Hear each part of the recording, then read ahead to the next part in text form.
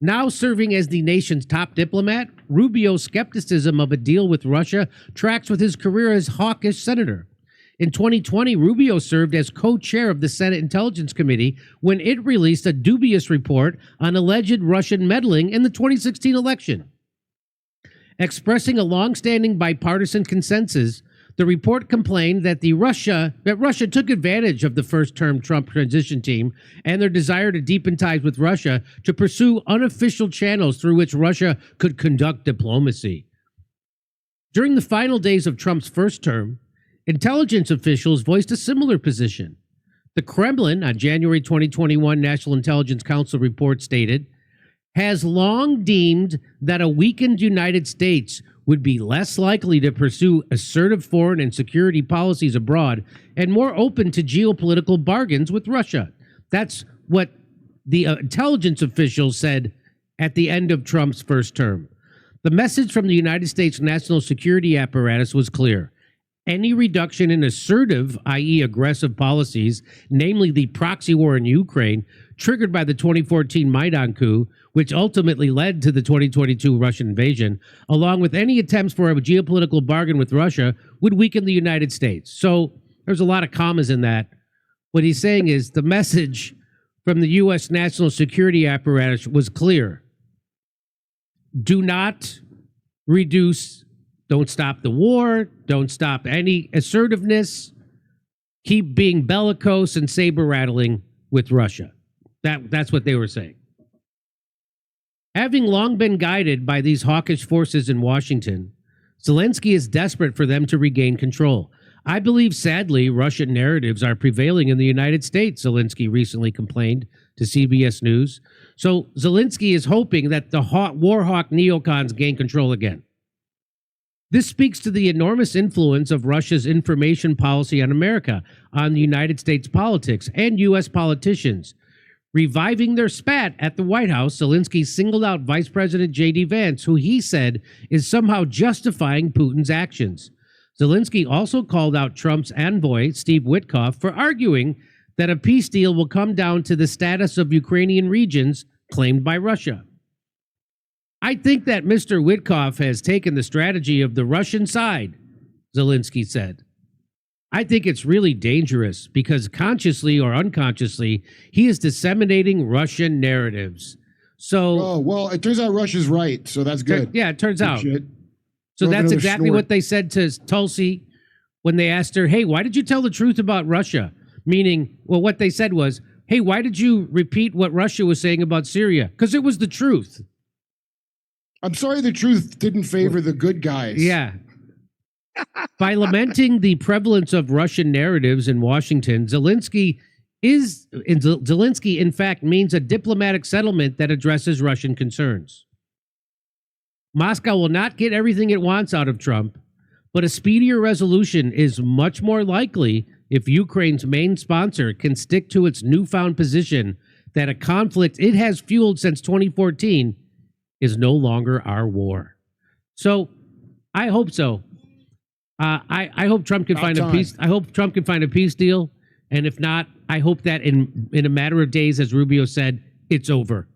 Have fun, guys. That the United States is done with it. Have fun, Europe. You go spend. Hey, you guys finish up. I'm out. You go spend a couple of $100 billion on a stupid war in Ukraine while your people can't afford housing and your economies are tanking. Go ahead. You guys go do that. Keir Starmer and the boys have a good time. Have a good time, Keir Starmer. Square ass head. And Macron and the asswipes in Brussels. Go ahead. Go get them. And Macron's wife teacher that maybe is his dad. All of you, I wish you the best. Okay, over to Steph. Okay, thank you, Jimmy. Here we go. Joe Biden for Pope. He's a Catholic New World Order puppet, old nosy. UK wanted to off all the kiddies because of CCP COVID. Oh, thank you, Savage. Studies done before Fauci gets involved, Savage. Eric, is Kerp our Huckleberry? Thank you. And then I am your Huckleberry. you are. We started a game we never got to finish, sir. Hey, Jimmy, please invite reporter William J. Kelly to talk about Chicago's little entrepreneurs and Rom's reappearance post-Biden admin What's his name? Japan ambassadorship. William J. Kelly And what does he do? He's an author? is a reporter to talk about Chicago's little entrepreneurs and Rom's appearance post-Biden admin Japan's ambassador. Kate, thank you, Kate, for the He recommendation. means Rahm Emanuel? I think so. Kate, Write that guy's name down. I will. We'll look into him. All right. Savage, thank you. Savage, thanks again. Josh Woods. During the 2001 foot and mouth disease outbreak in the UK, a similar BS measure was enforced when they mass culled millions of healthy livestock and was later heavily criticized. Don't back down. Thank you, Josh. Back to Jimmy.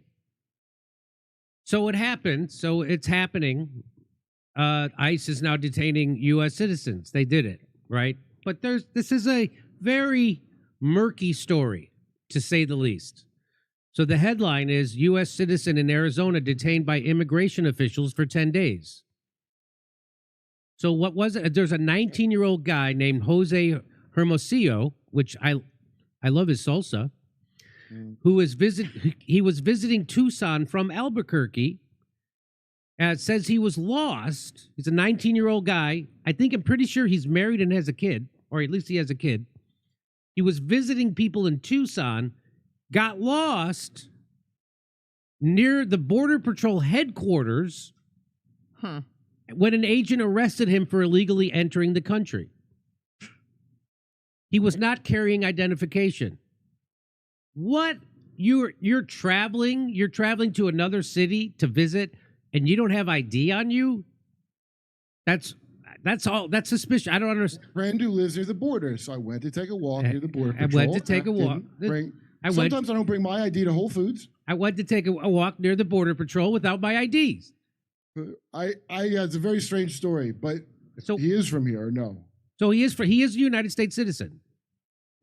Court documents say a Border Patrol agent arrested him at or near Nogales, Arizona, without proper immigration documents, and that he admitted to illegally entering the U.S. So the ICE says that he admitted to illegally entering the U.S. So does that mean that he went across the border into Mexico and then came back into the United States without going through a checkpoint? Because that's how you can't just walk. You're supposed to go through checkpoints. Or is ICE lying? I don't know. That's also a possibility. But I know that Nogales, could you look up how far is Nogales from Tucson? Isn't it about 70 miles away? So if he was visiting Tucson from Albuquerque, what's he doing at Nogales? It's a drive of hour and 5 minutes. Okay, so it's at least 60. So it's what? So 70 miles. Hermosillo and his girlfriend, who have a 9-month-old child. So he has a girlfriend and a 9-month-old child. Kind of a guy with a kid, goes on vacation to visit people in another city, doesn't have ID on him. I think it's lost. Picking up, I'll tell you what kind. Maybe picking up a shipment. And then gets lost walking around a Border Patrol office headquarters. They live in Albuquerque and are visiting family in Tucson, or do you say Tuscan? He says he's never been to Nogales. He said he's never been there. His girl. So where did he get picked up? Did he get picked up in Nogales, or did he get picked up near Nogales, or did he get picked up in Tucson? I don't know. This is murky. His girlfriend's aunt, Grace Leva, says she and her family made numerous calls looking for him before they found out he was being detained in the Florence Correctional Center, which Immigration and Customs Enforcement uses to detain people. Well, they didn't give him a phone call? I don't understand. Why wouldn't they give, if they held him for 10 days, they didn't give that kid who said he was a U.S. citizen, they didn't allow him to make a phone call? That's weird. I'm not saying they didn't. Another family member, because if they did it, it sounds like they have a lawsuit. Another family member drove to the detention center, which is about 70 miles northwest of Tucson, but said officials wouldn't provide any information or release him. ICE did not respond to a request for comment about the wrongful detention. The family later provided officials with his birth certificate and a Social Security card. He did say he was a U.S. citizen, but they didn't believe him. That's according to his girlfriend's mother. I think they would have kept him. I think they would have, if they would have not got that information yesterday in the court and gave that to ICE and the Border Patrol. He probably would have been deported already to Mexico. A magistrate judge in Tucson dismissed his case on Thursday, and family says he was released much later that night. There have been other recent cases of U.S. citizens being wrongly detained by immigration officials, including a man wrongly held in Florida after being pulled over during his commute to work. So we need more reporting on this. And I think it sounds like ICE screwed up. Because if they didn't, why wouldn't they have a spokesperson answering questions about it? Somebody doesn't know what's going on, and they want to know what the hell's going on, and they have to hold you off. Yeah. So what? So the fact is, they did detain an American citizen for 10 days. That seems nuts. That seems nuts. But it also seems nuts that a 19-year-old father of a kid is walking near the Border Patrol headquarters and gets lost and doesn't have ID on him. It's very, very strange. He didn't have a cell phone. He couldn't call. I mean, I don't understand. Did he approach them? So or they approached right? What? So some people were saying, some people had theorized like it was like this kid was trying to stir something up. He was trying to have something like this happen. Maybe he was trying to find a package or something tossed over a border, and they caught him doing that. Because why would you go to the border? Why would you take a risk like that, unless you were picking up a package that people chuck over all the time? I don't. So again, this is murky. We're gonna, but it doesn't look good for ICE because the fact is they did detain a U.S. citizen for 10 days. Are you supposed to try to find out right away if the guy says he's an American citizen? Yeah, it seems a bit easy to clear up. Seems real easy to clear that up. And it doesn't seem like they were motivated to clear that up. So that seems like a big, again, Trump has the majority of the country behind his immigration policies. Why do you got to screw it up like this? Yeah. Why do you got to detain a U.S. citizen for 10 days? I can see you detaining him for a day because the guy has no ID, whatever. Don't you need that space for all the illegals you're gathering? So there's so there's that story. So again, and they're doing it with that. You know that guy was his name Garcia, where the senator went down to El Salvador and he had a meeting with them. Do you know that guy, the Trump administration in his first term, okayed that guy to be in the United States? Whoa. Did you know that in 2019? The Trump administration said he could be in the United States and that every year he had to go check in with an immigration guy, and he did. And then they just put him in that prison in El Salvador and by the way, immigration court hearings take like 5 minutes. So if you want to prove that this guy's MX-13 or something, it takes 5 minutes. Mm-hmm. And the right-wing conservative Supreme Court has ruled against Trump in that case. And so, again, why are you screwing it up? Why would you want to get this guy who the Trump administration had previously said you could stay in the country without a court hearing? Get a 5-minute court hearing. Give him a 5-minute court hearing. So this is a good way to undermine. This seems like incompetence in the Trump administration, and it seems like a good way to undermine the goodwill you have of the American people when it comes to immigration policies. I have 2 more stories similar to this in just a sec. Over to Steph. Trib Moore wants to remind everybody that this isn't Nazi Germany. We have Fourth Amendment, and we are not required to carry our papers and with us, nor do we need to present them on demand from a government official. Oh, it seems like I hear you on that one, Trip Moore, but boy, that's You sure they didn't sign that away? I feel like Obama got rid of that. what didn't he get rid of? But certainly in this atmosphere right now, That's what I'm saying. I should this have culture. Go ahead, show Jimmy. I should have allowed him the ability. What, they didn't give him a phone call? He didn't call his mom and said, "Hey, bring my Social Security." He's right. You're correct. You don't have to show your papers. But if you're born here, it sounds like there was reasonable suspicion. What were you going to say, Kurt? so he's a citizen. Does that mean he's born here, or he immigrated legally and is naturalized citizen? Doesn't say. It said he was a citizen. So I don't know. As a citizen, I would feel like if I got lost near the border, it'd be pretty easy. Look, I can give you my name and please call this number. I don't have my ID. I was mugged or I've lost it, and did they catch him or did he approach them as a real? Right. So again, it's a murky story, but here we go. Look at this story. So these two teenage German girls got deported from Hawaii because they didn't because the border people in Hawaii said they didn't have an itinerary of where they were going to stay. I think they had some places, but they're going to play it fast and loose for like 5 weeks. That was the idea. I didn't know when people voted for Trump to clamp down on immigration, it was to keep hot teenage German girls out of the country. I don't think anybody voted for that. I'd also. Do you think that's what people? Why would tourists even be a thing that you're cracking down on like that? Well, here's the story. 2 German teenage girls were detained and deported. They deported them from the United States after arriving in Hawaii without a hotel reservation. The case highlights how minor oversights can trigger severe immigration enforcement under President Donald Trump's aggressive border policies. International travelers faced increased scrutiny under Trump's administration's stringent immigration policies.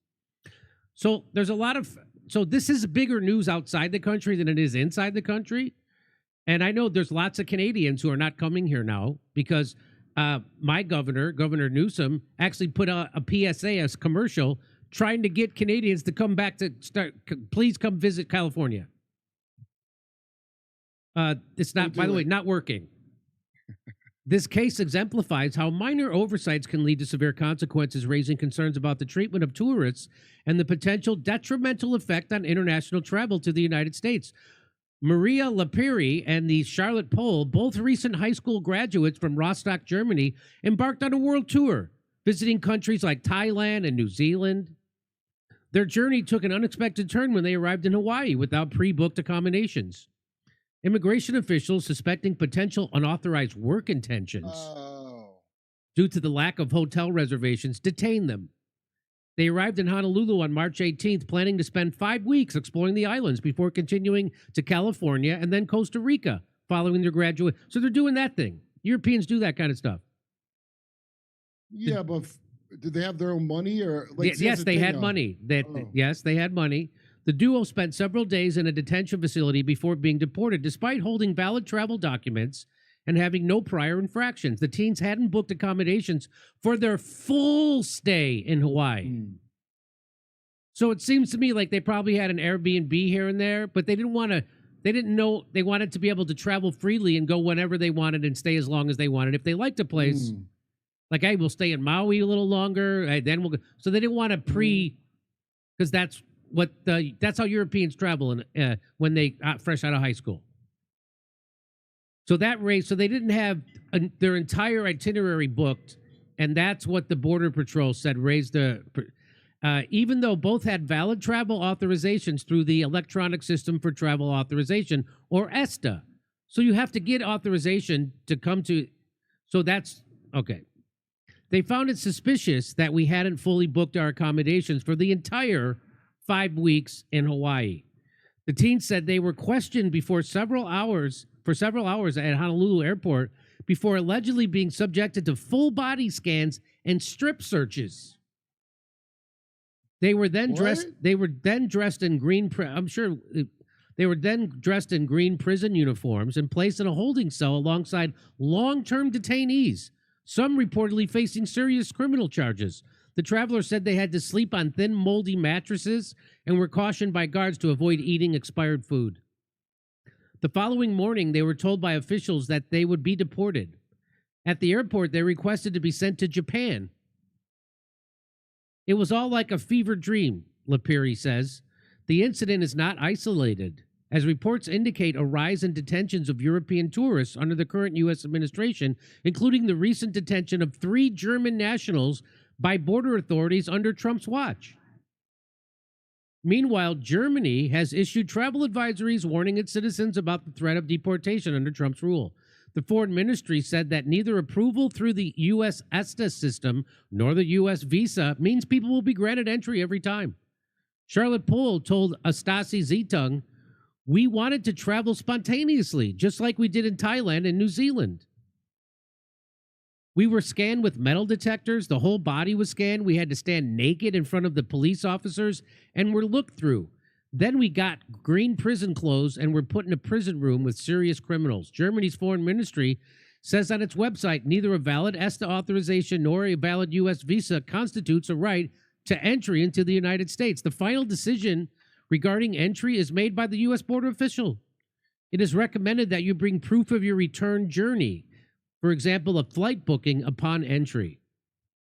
So more than likely, that's some prick at the border that was playing like, yeah, Don Knotts from Yeah. Mayberry, Well, how long you staying? Really, high school, well, we're afraid they're going to be doing illegal work here. Really, you could look at their passport. They were just in Thailand. They were just in wherever. They're going to go. I'm sure they had tickets to fly to Japan. What are you doing? Yeah. So I bet again, that border guard was a fat idiot with a mask. How much you want to bet? how much? I'll tell you this. Again, this is a good way to ruin the goodwill of American people who largely support Trump's immigration crackdowns. Well, if you voted against Trump and you resent him, wouldn't you try to do a bad job at the border to ruin it? Oh, you think that's what that is? Look at it. These white girls are suspicious. I got to take them in. You don't think you would do that in a heavily Democrat, corrupt state-run like thing Hawaii? where all the guards, So you think where you they push people back in the fire? Oh, so that's quite a theory you have there, Kurt. That the But border there's a ton of people like that. that the are border so- patrol person is trying to undermine the Trump administration. Maybe not even that deep, but they just think like that, and they're like, "What? I'm just following orders. What?" So that's Is it something is not the problem, but like, sorry, the law says we got to do it. I'm just saying that there's more screw up like this happening, and I know for a fact people from Canada are not coming to the United States like they did, and our next story is going to show that. Over to Okay, Steph. so there are some benefits to it, but I'm against this overall. Okay. Hey, Savage, thank you so much. Amadeus, thank you very much. Unvaccinated guy, who needs Paul Hogan when you've got Kerpadile Dundee? See what he No. did there? See what he did? All right. No, absolutely not. Best way to save those ostriches is getting unvaccinated guy. You got me on that one. I thought it was going to be a real answer. So watch this. Matthew, thank you so much. Save a horse, ride a cowboy. Back to Jimmy. So there was a Canadian actress jailed by ICE for 12 days. So we just showed you an American for 10 days. We showed you these two teen girls from Germany who got detained and deported in Hawaii, even though it's obvious they were just traveling. Now let's listen to this story. Citizens of Canada, I would not come to the U.S. anymore. I would vacation somewhere else, vacation in Canada, go to Europe this summer, go to Mexico. Do not come to the U.S. because shit like this is going to keep happening. A Canadian citizen got shackled and put in an orange jumpsuit and was detained by ICE in the U.S. for 12 days because her visa paperwork was messed up. This is Jasmine Mooney. She is a Canadian actress and entrepreneur. She had a job in Los Angeles. Her work visa got rejected because, I quote, the letterhead was missing the logo of her company that she was working for. So she flew down to Mexico to try to cross from Mexico to the U.S. legally. Her lawyer lives outside of San Diego, hence her going down to Mexico and trying to cross the U.S. legally. So instead of turning her away and sending her back into Mexico, they took her to a room. They put her in a tiny jail cell for a couple days. Then they shackled her, put her in an orange jumpsuit, and detained her for 12 days because her paperwork was messed up. Is this how we treat people of the world now? Canada is supposed to be our allies. I get it. You don't want people illegally in the U.S.? That's fine. Send her back to Canada, or in this case, Mexico, where she was trying to come in. Legally, by the way. She was not crossing any illegal borders. She was standing in line just like everybody else. They told her she was supposed to go to the U.S. consulate for something like this. So instead of sending her there, they threw her in jail for 12 days. Citizens of Canada, Europe, Mexico, anywhere else in the world, do not travel to the U.S. right now. It is not safe for you to be here. It is disgraceful how this woman was treated. Our neighbors to the north, she did nothing wrong but have paperwork that was not properly complete. Just send her back to Canada. Just fly her, say, go buy a plane ticket. You can't come in. She would have happily flown back to Canada instead of going through this for 12 days. This is despicable. This is deplorable. Well, that is a good question. Why don't you just say no and refuse her entry? Why not do that? Because Why? we're looking for stories like these to sabotage everything that Trump is doing because, you know, they didn't clear everybody out that works there. And what? I'm just doing the letter of the law. Like, there's no way anybody voted for that. And I really don't think Trump said do that. I really don't. I think it's people in there that are mad. And you're going to see little crap like that. Because what idiot would have been like, no, you have to go to prison? Unless somebody was like, keep an eye out for something like this. So Kurt's continuing on with his theory from our last story that these are people in the Border Patrol who are not fans of Donald Trump, didn't vote for him, and are doing these things to undermine him and his administration's immigration policy by trying to make them look bad. You know, like when people at work, they have a term from like Zoomers do it at their office job where they like quit at their job or they like overly, you know, they don't have common sense. They just robot things to kind of protest. I can't remember there's a name for it.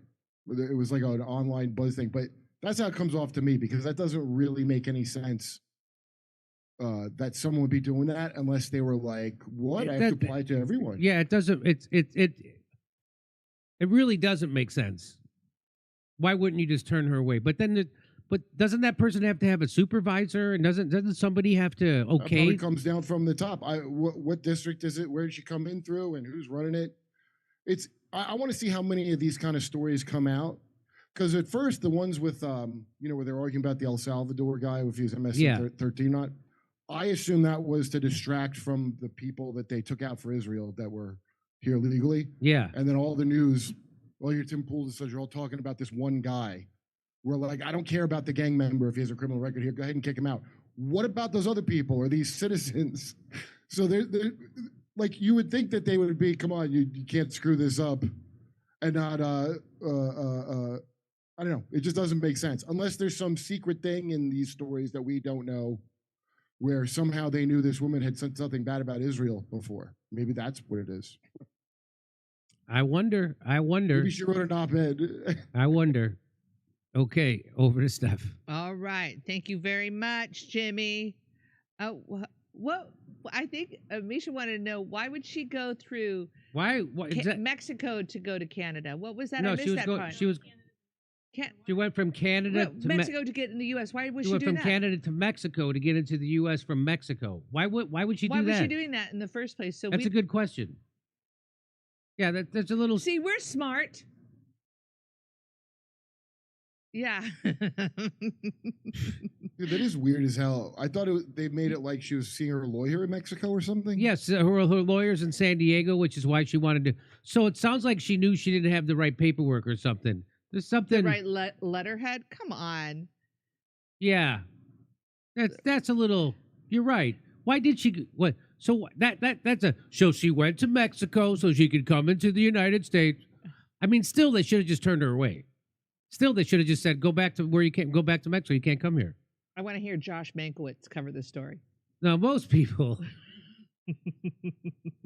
No, most Border Patrol agents, when they see someone with the wrong paperwork, would have just turned them around and said, go back. But you didn't do that, did you? I love Josh. It's Josh Mankiewicz from Dateline. Now, most people, when they find a dead body in their backyard, call 911. But you didn't do that, did you? No, sir, I did not. All right. Here we go, ladies and gentlemen. Best way. Okay. Again, you almost got me unvaccinated, guy. Your hot tip for saving the ostriches. Thank you so much. Matheson, save a horse, ride a cowboy. Thank you for that. Are ostriches endangered? Oh yeah, our first Yes. story. Yes. So our story that we covered after we saw you, it's these ostrich farm in Canada, and they want to call them because of the Oh, you look like you're inquisitive when you itch your head like that. Look like you had a question for me, partner. I reckon. You are so Austin now. I didn't see this. Yeah. Oh, now you're like, okay, you were like the slapstick buddy when it's to the side. I was gonna try to. It won't fit, but I was gonna try. It's a very bespoke cat. Oh, now you're dashing. Okay. Yeah, ma'am. You got that, partner. So, Back to Jimmy. I didn't get through anything. so you remember we covered this where Trump sent a letter to Harvard, and he was saying you better start, you better create an organization that looks at people's thought crimes about Israel, and at the same time, you better stop policing people's speech around woke stuff. Yeah, So right. he was just Didn't make sense at all, did it? So it was very contradictory, and they were saying, "Hey, just like lots of the Zionists, they're all for free speech except now, Yeah. right? Except after October 7th, and that's what Trump is doing. All right, we're for free speech, and except when it comes to Israel, you can't. You better create an organization that looks into people's thought crimes about not liking Israel, and if they're deemed a terrorist, we can kick them out of the country or detain And them. you better be pro-Likud Israel too. You don't even get to pick what party in Israel you like. You pick one. Well, now the Trump administration is saying that was a goof.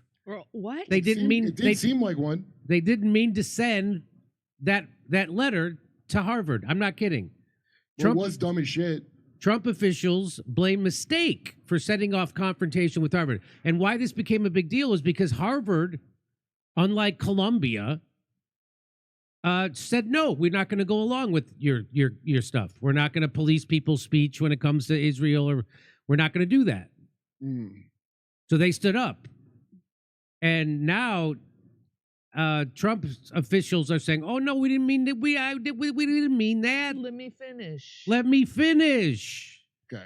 Harvard University received an emailed letter from the Trump administration last Friday that includes a series of demands about hiring, admissions, curriculum so onerous that the school officials decided they had no choice but to take on the White House.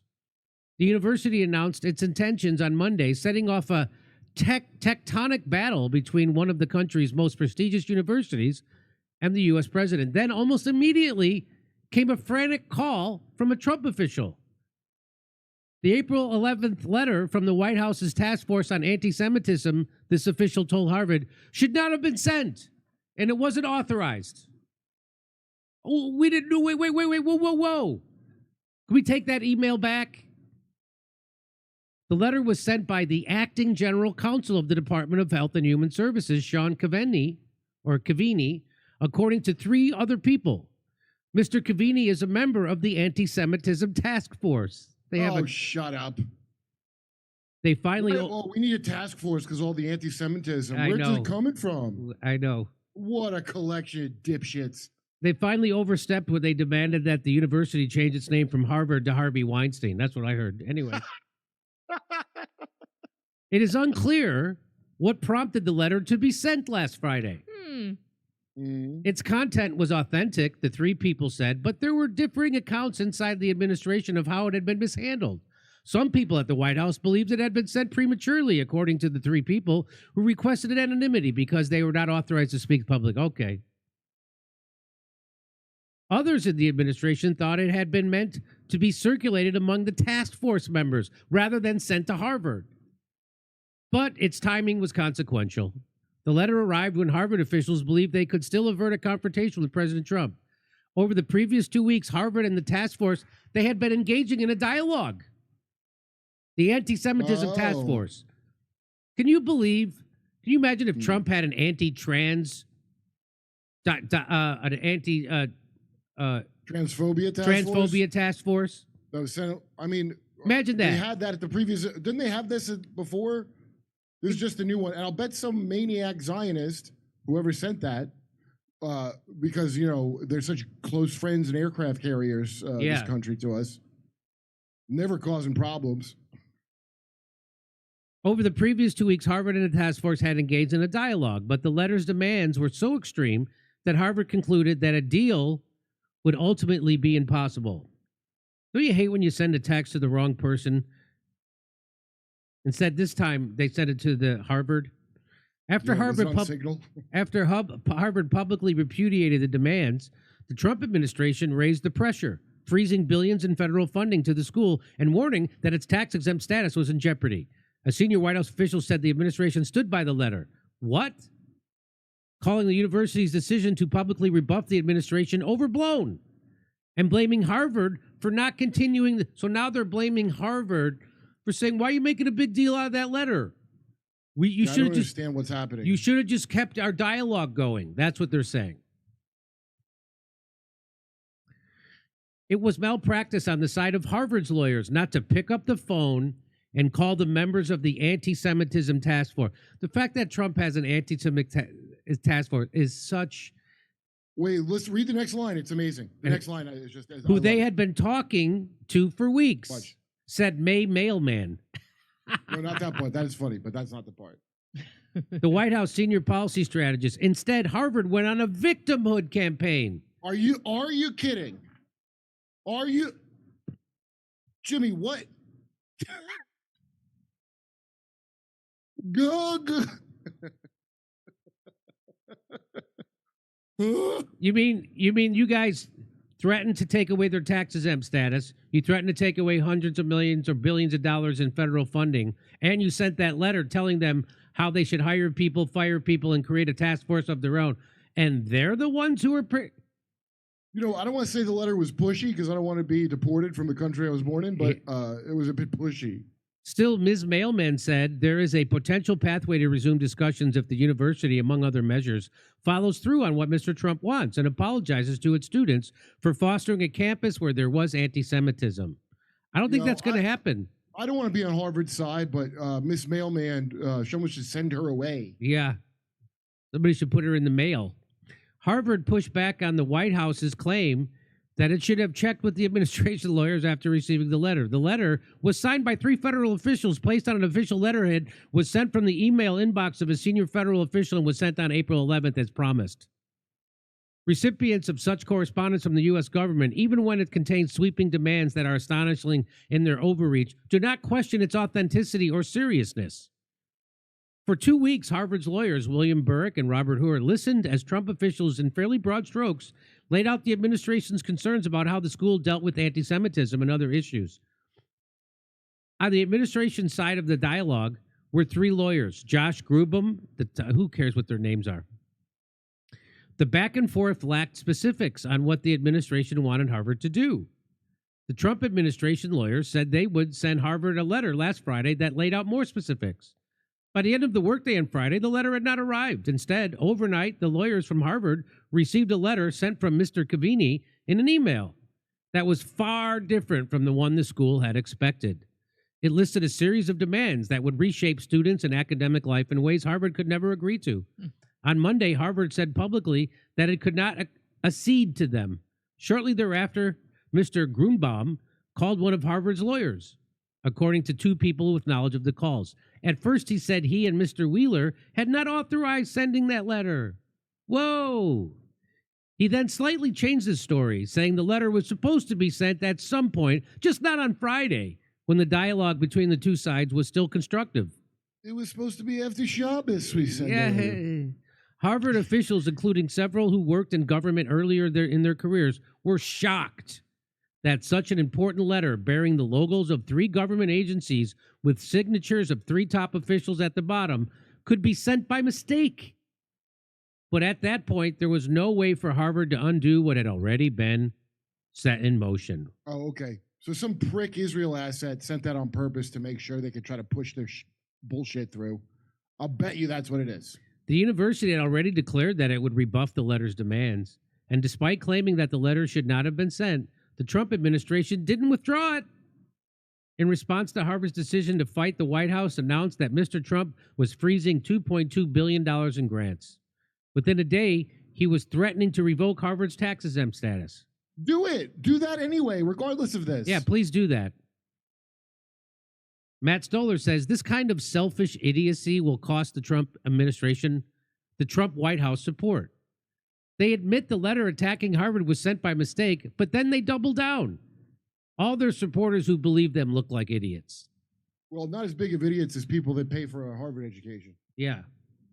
You know, like I want Trump to burn it down with all of Harvard in it myself. So it's not going to be that big a deal, but it is really stupid that I have to agree with Harvard on this. It's unbelievable. I didn't think I could agree with Harvard on anything. Not since Dave Smith, the dream team of Dave Smith and Cenk Uygur took on Dennis Prager and that other chick, Baccia or whatever. I didn't see it. Well, I don't want to agree with Cenk Uygur, but he was right. They were the anti-Zionist side, and they were telling the truth. It's a lot of there's a lot of goof ups happening, and I think the biggest goof up is that the Trump administration has an anti-Semitism task force. Why would that be necessary at all? Excuse me, someone said a thing to me, officer. Somebody doesn't like my Semitism. Somebody said I should live in Poland instead of the place where I live currently. People are saying mean things to me over here, and I can't take it. I wish the White House would step in. Words of violence now. So I didn't like when it was woke, but now I would like that's that right. So this is honor for me. So this is what people are calling the woke right. So you're Facts do care about my feelings. So now you found a thing that makes you want to police other people's speech and thoughts. Yeah. And the woke right is not what that's James Lindsay calling that to Dave Smith. But in reality, what the woke right is Zionists. Yeah.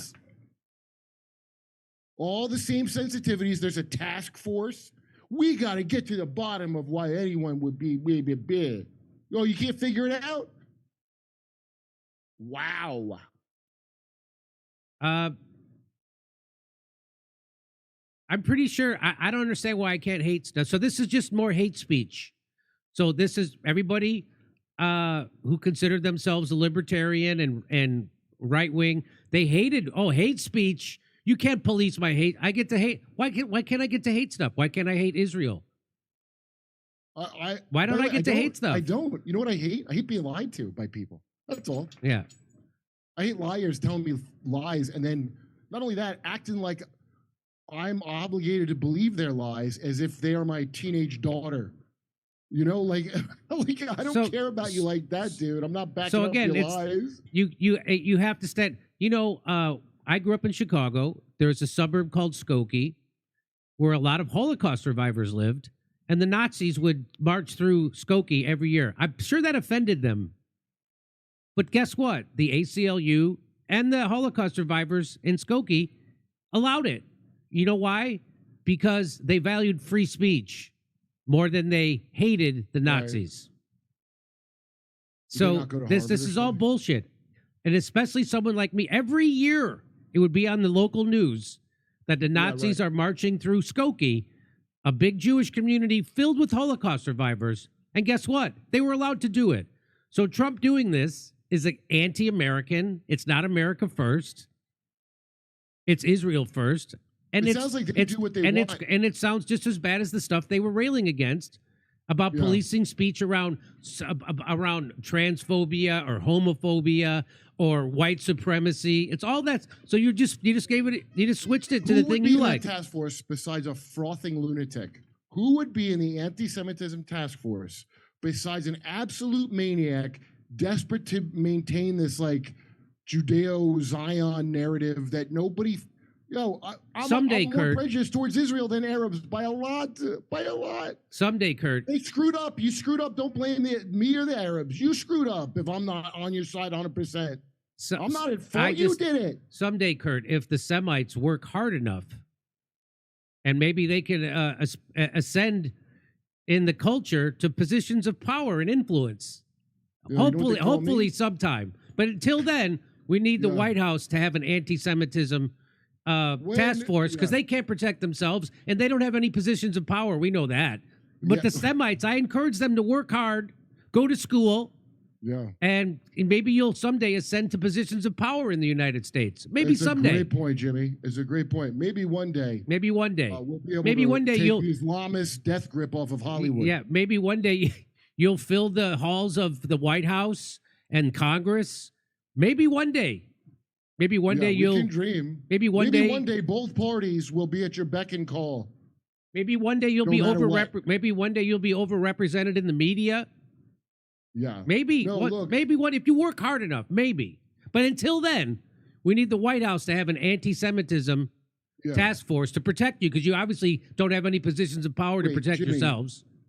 Israel is surrounded, okay? That's so does that mean surrounded. by any means necessary, up to and including an underage child sex trafficking ring by Jeffrey Epstein? I think it does. I think you know the answer, Jimmy. Does What that are mean you, they can kill a Kurt, president if they want? Kurt, be careful what you're watering. Oh, What are you watering? Did I make? You never been. All right. What over am to, I watering? over to- Wow. over to stuff. Doubting your narrative, you English Twinkie. Thank you, Jimmy. The Pope stood with Gaza and called the church in Gaza. That's why they every killed night him. at 8 p.m. Flick off. Why they killed him. Y'all hear that Jank's nephew Hassan got exposed for going to a Diddy party? No. Well, he's a lovely young boy, and there's no reason a boy paints his nails unless he done been to a brown party. Shoes Magoo rather. Douglas seems conflicted in that he expresses an amplified expertise and reverence for Churchill, but he belied by the realization that he can never have been there to have sucked his dick in person. Oh, That's true. And also, Winston Churchill is a big fat dipshit, and Yep. whose answer to everything was "Let's go to war." And if he happened to get it right when he says "war, war, war, war, war, war" all the time, I'm not impressed at all. Fuck him. Agreed. Douglas Murray is a has-been. Morty Duke, thank you. I've been to a farm. I'm an expert in spotting BS. Brad Gilbert. Unvaccinated guy, thank you. Let me read this. Experts it. told me Gail King's an astronaut. I want to point that out. Yes, she is. Bimal, protect and defend us, Constitution, money out. What you're not seeing is the rest of Kurt's news outfit, assless chaps with a cactus-inspired meat cover. That's not true. None of that is So- true. I'm wearing a shirt and no pants. So watch this. Did you know that Hamas has offered a deal, and the deal, which is gonna be turned down by Israel, Hamas is offering to return all the hostages, step down from ruling Gaza, halt production of rockets and digging tunnels, and then store all their weapons in locked and guarded warehouses, all in return for ending the genocide and IDF leaving Gaza. This is a non-starter for Netanyahu. Exciting news. Hamas told Arab mediators last week that it is willing to enter a long-term truce with Israel during which it will halt all military operations, including the development of weapons and the digging of tunnels. The truce would be part of a comprehensive deal that the terror group is seeking in order to end the Gaza war, sparked by its October 7, 2023 onslaught of senior. Hamas is also willing to cede governing control of Gaza to an independent body of Palestinian technocrats, as envisioned by an Egyptian proposal for the post-war administration of the Strip. To enforce the halt on military activities against Israel, some Hamas officials have indicated willingness to have all the group's weapons placed in a guarded warehouse. As for the length of the truce, Hamas is willing for it to last 5, 10, or even 15 years. In Zionist time, that's 4 days. Right. The idea goes even further than Hamas has been willing to go in the past, but still falls well short of the full disarmament that Israel is demanding and is accordingly a non-starter. Ha ha ha! Of course they don't want to get those hostages back. Netanyahu does not want to get the They've hostages never back. wanted them. And the people, you know how I know that? Because the people in Israel know that. They're the ones they're saying mad. that. Hannibal Directive. Hannibal Directive. right. That's where they kill the hostages, so Netanyahu don't need to worry about it. The comprehensive deal that Hamas negotiators have proposed to Arab mediators would see the return of all remaining Israel hostages in one batch in exchange for an agreed-upon number of Palestinian prisoners. Okay, really? You think that's going to happen? So Israel gets to keep all the kids they took, right? Okay. The deal would also see a permanent ceasefire, the complete withdrawal of Israel forces from Gaza, and the reopening of crossings to you've never been to allow for the entry of humanitarian aid and the commencement of reconstruction. The deal would also see a permanent ceasefire, the complete withdrawal of Israel forces from Gaza, and the reopening of crossings. We just said that. Some of his opponents have argued that Israel should prioritize freeing the hostages and deal with Hamas's dismantlement afterwards. But Netanyahu's asserted Saturday that this wouldn't be possible, as the terror group is seeking binding international commitments that would block Israel from attacking after a comprehensive deal is reached. So again, the intent of Israel is clear. Who would ever trust Israel to make any kind of deal about anything ever? They've broken every ceasefire, but the intent of Israel is clear. The reason why they, as Ehud Barak, the former prime minister of Israel, said that Benjamin Netanyahu was the one who supported Hamas because he wanted to divide the Palestinians. He made sure they got the money from Qatar so they could have a reason to go in and steal all the land so they could say we're dealing with terrorists, because there's lots of people in Palestine who don't support Hamas. They're called the Palestinian Liberation Organization. And you know, when Hamas won that election back in 2006, it was barely they won. It wasn't like 90%. It wasn't like 90% of the Palestinians voted for them. They barely.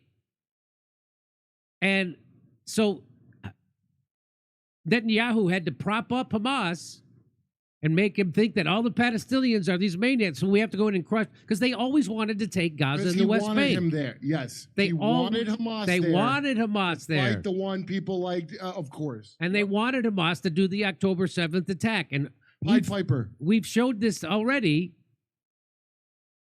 Pied Piper strategy. That's right. But Israel style, yep. We can't negotiate a permanent ceasefire with Hamas because that would mean we would have to permanently cease firing on Hamas. That's what they're saying. That's what this says right here.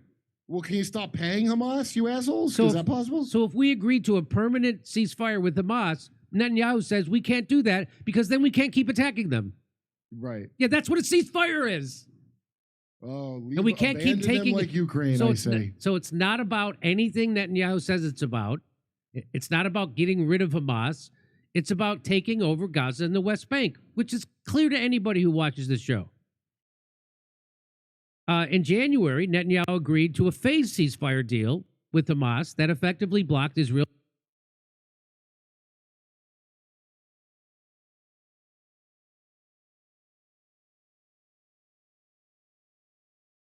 hold negotiations on the second phase. This is from the Times of Israel. Mm-hmm. Okay? More reliable info comes from Israeli news than from American news. Remarkably honest Israeli news. Israel's own newspapers are telling you that Netanyahu and Israel, they didn't want to do a ceasefire. They didn't want to do the second and third phases. They didn't want the hostages back. Because if that happened, they couldn't take over Gaza and the West Bank. And that's what they want. And they want to get the Palestinians out of their own land. That was the plan all along. Instead, seeking to rework the terms of the deal in order to secure another interim ceasefire during which additional hostages would be released without ruling out an IDF return to fighting afterwards. That's a lot of words to say Israel broke the ceasefire agreement.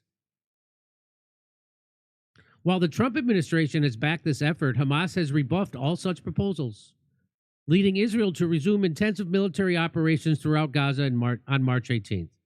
Over 1,500 Palestinians have been killed since, according to the Hamas-run Gaza Health Ministry, whose figures haven't been verified and don't differentiate between civilians and combatants. Hamas has since shifted away from utter rejection of the idea of another interim ceasefire, but is still seeking guarantees from the mediators that Israel will hold negotiations on the terms of a permanent ceasefire, which Jerusalem has yet to agree to. Accordingly, talks have remained at an impasse. Mohammed Shabata tweets this out. I reported on this last year in our detailed policy paper where we highlighted how Hamas has been offering multiple security guarantees to end the Gaza genocide, but Israel is the one that's refusing. Yes. All of Israel's talk about disarming Hamas is a red herring designed to buy time for genocide. The goal is, and always has been, to finish off Gaza and to populate it. That's the goal. That's what this is all about. Just mowing the lawn. But here's some people. Listen, watch this. But they super duper pinky promise. Oh, Hamas pinky promise? Well, I guess that's it then. So you just want to keep going and wipe them out. Hey, dickheads, if you were hostages, IDF would shoot you in your head. That's right. While you had your shirt off, waving in surrender, speaking Hebrew to them. They would. I know that because we covered that story. And I wondered, why would the IDF shoot their own people so egregiously when they know what Hebrew said? Like if I heard English and there was some American taken hostage and I'm a soldier and they speak in English with their bright white Ashkenazi Polish body, and I'm going to know they're one of mine. So why would they shoot them? Well, that's because we don't want them back, because it's going to interfere with the greater good, which is sacrificing you to get the greater Israel, you stupid fucks. So there's all these people just, well, of course we should believe Hamas. Okay.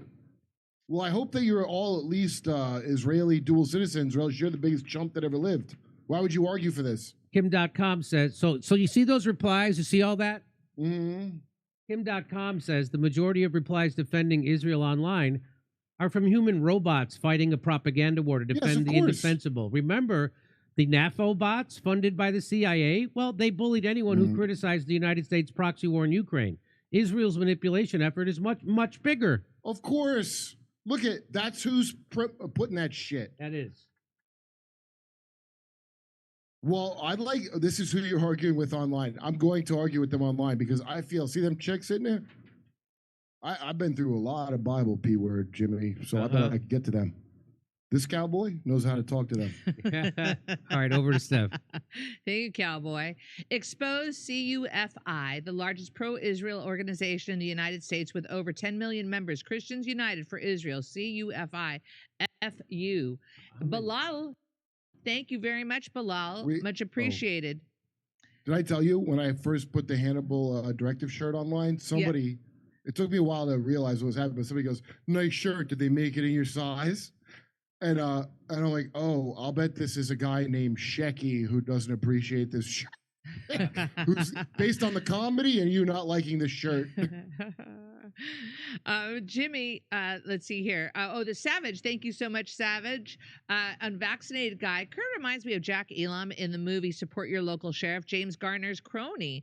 Amadeus, I am not defending Murray, but Ian did say that Hitler did try to kill Slavs. They just didn't try to kill Slavs. They just didn't have enough food. Dissidents covered it. All right. Thank you, Amadeus. So what if he said that? I don't understand, how that overthrows the whole narrative that Hitler's bad because of the details that are 100% true, that Churchill would have rather fought the communists than them, number one. Number two, Rockefeller and Wall Street and George H.W. Bush's dad supported Hitler and the Nazis. So the person who's at fault, for Nazis coming up, Hitler's almost like a virus that they gain and functioned. Okay, that's a fact. And they want to push this post-war rules-based order so bad, you're supposed to worship that dipshit British imbecile as like a god. Well, I don't care what Ian Carroll said about him. Thank you. I like that. I'm on board. Bilal, oligarchies creates problems and profits from solutions. Vegan. Kurt, you're very becoming in that cowboy hat. Looks awesome. Great show in AC. I enjoy and support all your shows. Hope you visit my libtard libshit town, Red Bank, New Jersey, again soon. I've been to Red Bank many times. I used to go to that Kevin Smith comic shop there back in the day. Back in the day. Sam, thank you, Sam. Hey, Jimmy, can you do an episode about the tariffs and explain fact from fiction? What's real and what's legit? Who actually tariffs us and how much? And what is Trump's real endgame? Future primitive, great. Wait, can I just say something? I didn't know what a tariff was until about a week ago. I thought it was one of Trump's kids who don't like to be on camera. But it was Barron and Tariff Trump. It is pronounced Tarif Trump. I don't know. I chalk it up to the Mandela effect. All right. I thought every time I ever heard a tariff, I thought it was just like this tax, but certainly we're getting more details about it, right? And how it affects us every day. Murray's accent is fake. He comes from a working class family, but won a scholarship to a posh school and adopted that accent to hide his roots around his posh friends. Everything about him is fake. Wow. But his dad is Charles Murray, somebody else said. Yeah, is but that true or false? somebody said no. Somebody came It's back not- and that's said not no. true? Yeah, that's what I thought. Oh, that was someone just being funny? Well, Yeah. it is kind of a funny prank. I told people that, and it's not true. They got me good with that one, I have to say. But Thank you. all that accent, by the way, Yes. the accent Douglas Murray has is fake with everyone. The King's English, in America where we don't drop the R's, it's called a rhotic accent.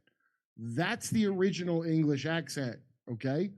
The Your Majesty, it's terribly, have you never been? All that came later. So it's kind of a Northern Ireland accent that came to America. Oh, okay. And where you pronounce the R, it's called rhotic. So soccer, for example, is a British word. That's their word. They just changed it because we say soccer, but they came up with that. All right. Thank you. Splinkster. Thank you so much, Splinkster. In fairness, Dave Smith should have had at least flown over on Israel's shekel and phoned in his thoughts on the genocide from the bar of the Tel Aviv Hilton like most journalists do. Fret Did you have pound. the courtesy to go to Epstein Island? The wretched island of Epstein. I have the simple courtesy. Very strange that you wouldn't have gone. Very, Epstein very Island. strange. I've been to a farm. Very I'm an strange. expert in spotting BS, so I read that one already. Let's see. All right. It's very strange that you wouldn't have gone. The courtesy of going to Epstein Island. Okay, so let's see how this goes, unvaccinated guy. Kurt went to San Francisco chiropractor and got his back popped from the inside, if you know what okay, come on. I know what you mean, and it's a lie and misinformation, and you failed again. I don't know why you're paying money to say that, but you wasted your shekels, sir. Savage says, who owns the media? YouTube blocked me from answering the question. Savage came back. Constantine K. Barry with a Dougie are worried that they won't be able to push the Iran war on new media like they will be able to on MSM. That's the big picture. Constantine K. just defended Murray. Katrina. Oh my gosh. Wait, are you telling me that Constantine Kissin of the show Trigonometry was being a silly goose? Well, I don't believe it. That's what it Well, sounds I like. don't believe you. What did he do? He said something neocon and retarded because his dad's a guy that stole money from Russia when the Soviet Union fell, and forever he's going to be part of the transatlantic bullshit. And Is that what he did? And Constantine K. Somebody said that just defended Murray. Of course. Of course he did. Of course. Because he's from a family of swindlers. Of course those guys. Francis I Zionists. like a lot. Of course. can He's show a Jimmy. Zionist, baby. Of course. Dude, Francis is okay. Look, I always like Sagar. I always like Sagar. I always like Francis. You know who's keeping These it people are real? in bad marriages. You know who's keeping it real? Brett Weinstein. Really? Yes. Brett Weinstein is calling out people like Constant and people like Dave Rubin and people like Ben Shapiro and Murray. What's his first name? You know, I don't Douglas? condemn Douglas. anybody. Like, I really just want to hear your information, and I don't care about your personality really at all. Well, Like, that's what it's he's not my saying. concern. He's saying Yeah. that Douglas Murray's bullshit about standards. He's like, no, the standard is everybody gets to talk, and if we wanted to only to listen to the experts during COVID, we would have never found out anything. I've been through this before. When on my old podcast with Sherrod, when all that feminist crap came out, and we didn't go to college, so we didn't take stupid gender studies, and we would say, well, we like everybody to talk, say their piece, come on the show, and they would act like we had attacked them, and I didn't understand what it was. It took me a while to figure out that the whole goal is to say something absolutely moronic to trigger you and lure you into reacting. And even if you're reacting and like, hey, well, will you explain that to me? The goal is to get you to say anything so I can go, you attacked me. It's not different than Nick Fuentes or any of these other people whose job it is to act like they're a victim professionally for somebody else and do that young projection thing onto you where they say you're doing the thing they're doing.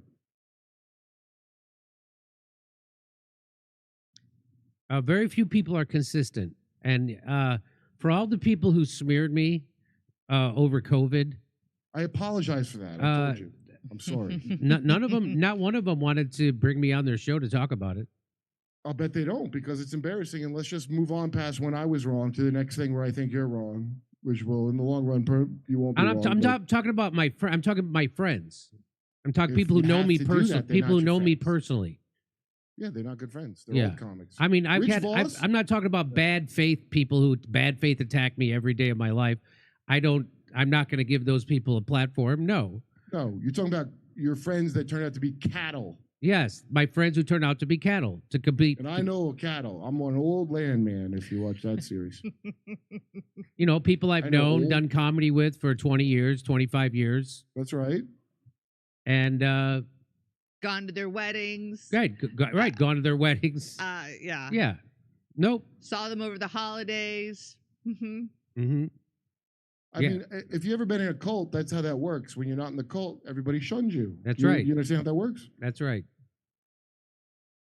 All my friends that are my friends have always been my friends. I'm pretty lucky that way because even in my old cult I was in, I'm in touch with childhood friends to this day because they went out too. So your friends are your friends. If they act like that, it's like that, well, then they're not your friend if they betray you. It's like that kind of old saying is true. All my friends, dude, Rich Voss, who made it the worst argument I've heard yet for Israel, but I like it because he wasn't being paid by Israel. I really appreciate that. That guy makes me laugh. Every time I see him, I get to sit with my friend and laugh. That's all I value in life is that, where like that transcends that. And any loser that wouldn't transcend dumbass WWE wrestling politics to be your friend, you can only pity that person. That's like a handicap. Okay, I'm done. All right. All right. Kurt, can people find you where? KurtMesserComedy.com, and I don't know what I got coming up, but me and Michael Malice are doing a thing on the 29th here in Austin, a live show. It's on my Twitter. You can go through my Twitter feed and find it, or keep up with Mike Malice. He's doing some live show I'm doing with him. Oh, And, guess- I'll be at Skankfest if anybody's at Skankfest, and Jimmy will probably be at Skankfest because I personally have seen Tune It. I appreciate you seen doing to that. it. I appreciate. Yeah. When is Skankfest? It's in August, right? Moon Tower used to be. So Moon Tower, the reason it was great was because there was no industry to speak of other than your individual manager, maybe. Right. And comics you're friends with for years, and you just hang out in Austin. It was great. So now what it is a lot of comics I never heard of and a bunch of assistants of people because it's not important enough to go to. However, Skankfest, that one is the funnest festival. That's the festival to me, not JFL, Luis Gomez's dumb festival. That guy did it. He really did it. And it's called Skankfest, so it already keeps out an element you don't want to show up. Like Right. Douglas Murray will never come to Skankfest. You know? The name is a barrier in and of itself. All right, I'm out. Okay, brother. See you Wednesday. Bye, guys. You got to read that? Yeah. So, I've talked about how I'm getting older. I'm not a young man anymore. I'm always surprised. I wake up in the morning, stuff hurts for no reason. Like, ow, what did I do last night? Oh, I waved goodbye. My own fault. Should have warmed up. Well, guess what? I'm introducing to you something called Qualia Senolytic. That's the first of its kind formula designed to help your body naturally eliminate senescent cells. Senolytics are a science field revolutionizing human aging.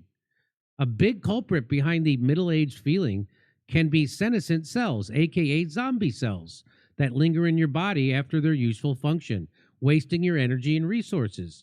The accumulation of zombie cells can lead to less energy, slower workout recovery, joint discomfort, and basically feeling old. Qualia Senolytic is groundbreaking, clinically tested supplement with 9 vegan plant-derived compounds that help your body naturally eliminate senescent cells, helping you feel years younger in just months. Here's how it works. You take it just 2 days a month, helping your body naturally eliminate zombie cells to age better at the cellular level. Experience the science of feeling younger. Go to quallife.com/door for up to 50% off your purchase and use the code DOOR for an additional 15% off. That's quallialife.com/door for an extra 15% off your purchase. Your older self will thank you. And thanks to Qualia for sponsoring this episode. All right. That it? Okay. Hey, every year Michael from San Francisco heads to Bexar County in Montana to get off the grid and recharge. Last year, he was fly fishing in the middle of nowhere, and the big one hit. In the epic struggle for man versus fish, his revolver fell from his holster, landed on a rock, and fired. Bang! The bullet entered his shin, exited his thigh, entered his abdomen, and bounced around inside him, shredding his organs. Well, I'm dead, he said out loud to no one. The nearest human was 20 miles away. He called for a medevac, leaned back, and he blacked out. 3 days later, he woke up from a coma. A month later, he walked out of the hospital with a $1 million bill. Michael doesn't have health insurance. For many folks like that, this would have been nothing short of financial ruin. But he has something even better. Michael is a member of Crowd Health. He submitted the bill in his app, he flew home, and left the rest up to Crowd Health. Their team went to work, and within a few weeks, they negotiated his bill down to $250,000. Michael paid the first $500 and then crowdfunded the rest. He received the pre-funded money in his bank account before he even got the final hospital bill. Thankfully, he had Crowd Health, the health insurance alternative. For $195 a month for an individual or $640 a month for a family of 4 or more, members of Crowd Health get access to a community of people who are willing to help each other deal with unexpected medical bills. Members get access to telemedicine visits, discounted prescriptions, and so much more without insurance networks getting in the way. Get started today for just $99 a month for your first 3 months by using the code JIMMY and join crowdhealth.com. Go to joincrowdhealth.com and use the code JIMMY. Crowd Health, not insurance.